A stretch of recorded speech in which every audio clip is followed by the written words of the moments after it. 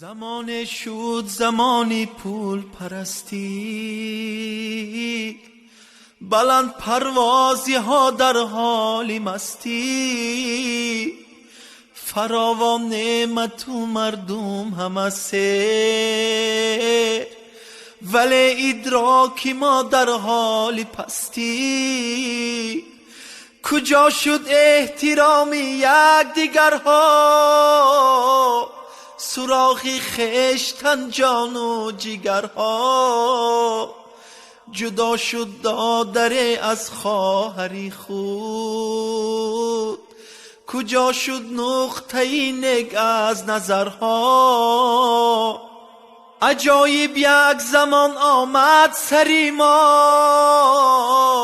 کی رفت انسانگری از مین بری ما. کنون شاگردی میگوید به استاد، فرا از مین برو بنشین بری ما.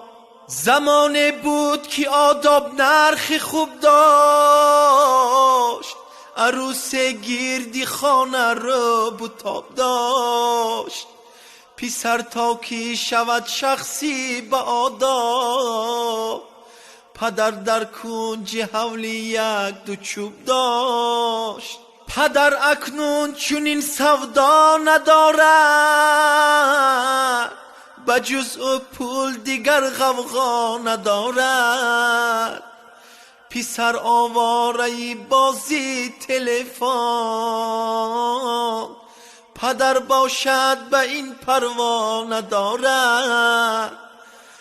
پسر آواره بازی تلفن، پدر باشد به این پروا ندارد.